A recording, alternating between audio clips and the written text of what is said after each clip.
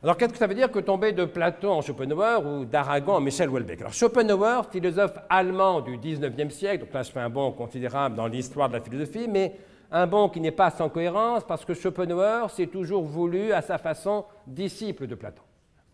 Alors, qu'est-ce que ça veut dire que tomber de Platon en Schopenhauer? Ça veut dire que Schopenhauer résume tout ça, ce que je viens d'expliquer là rapidement, en une phrase, dont je dis toujours que c'est la phrase la plus triste de toute l'histoire de la philosophie. Comme ça, là, on aura touché le fond, on ne pourra plus que remonter. Alors, quand je désire ce que je n'ai pas, le manque, c'est ce que Schopenhauer, comme tout le monde, appelle la souffrance. J'ai faim, il n'y a pas à manger, souffrance. J'ai soif, il n'y a pas à boire, souffrance.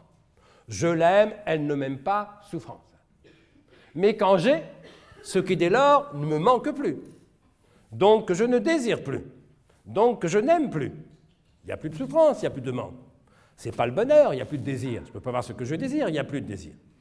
Ce n'est pas le bonheur, ce n'est pas le malheur, c'est ce que Schopenhauer appelle simplement et fortement l'ennui. Je suis content de voir que ça vous parle. Qu'est-ce que c'est que l'ennui? Ce n'est pas le bonheur, ce n'est pas le malheur. L'ennui, c'est l'absence du bonheur au lieu même de sa présence attendue. J'avais rendez-vous avec le bonheur. Je me disais, qu'est-ce que je serais heureux si, qu'est-ce que je serais heureux quand? Le si se réalise, le quand c'est aujourd'hui, je ne suis pas heureux pour autant. J'avais rendez-vous avec le bonheur, je suis au rendez-vous, le bonheur n'y est pas. Le bonheur m'a posé un lapin. Ce n'est pas que je sois malheureux, je ne suis ni heureux ni malheureux, simplement je m'emmerde. C'est bien la phrase la plus triste de toute l'histoire de la philosophie, selon moi, écrite donc par Schopenhauer, et la phrase suivante.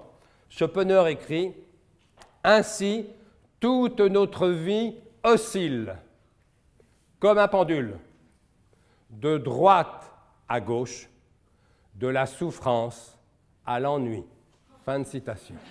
Ainsi, toute notre vie oscille comme un pendule, de droite à gauche, de la souffrance à l'ennui. Souffrance parce que je désire ce que je n'ai pas et je souffre de ce manque. Ennui parce que j'ai ce que dès lors je ne désire plus. Souffrance du chômeur, ennui du salarié. Souffrance du chagrin d'amour, ennui du couple. Ça vous amuse moins.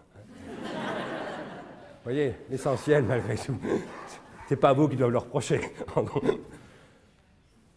Rassurez-vous, il n'y a pas que chez vous qu'on s'ennuie des fois, c'est normal. Il n'y a pas de couple où l'on ne s'ennuie jamais. Ça n'existe que dans les mauvais romans d'amour. Il n'y a pas de métier où l'on ne s'ennuie jamais. Ça n'existe que dans les mauvais livres de management, ce qui pour le coup est une espèce de pléonasme. Le philosophe Alain disait plus lucidement au début du XXe siècle, le seul métier où l'on ne s'ennuie jamais, c'est celui qu'on ne fait pas. Mais oui, bien sûr.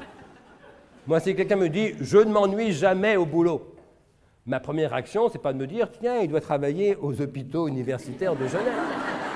Ma première réaction, c'est de me dire « encore un menteur » ou bien un inactif. De même, si quelqu'un me dit « je ne m'ennuie jamais dans mon couple », ma première réaction, c'est de me dire « encore un menteur » ou bien un célibataire. Il n'y a pas de métier où l'on ne s'ennuie jamais, il n'y a pas de couple où l'on ne s'ennuie jamais. Mais fort heureusement, il y a beaucoup de couples et de métiers où l'on s'ennuie rarement. Où l'ennui n'est pas la règle, mais l'exception, bien sûr. Un couple heureux, ce n'est pas un couple où l'on ne s'ennuie jamais, arrêtez de rêver. Un couple heureux, c'est un couple où l'on s'ennuie beaucoup moins à deux que tout seul. C'est déjà pas mal. Et un couple vraiment très heureux, c'est un couple où l'on s'ennuie beaucoup moins à deux qu'avec tous les autres.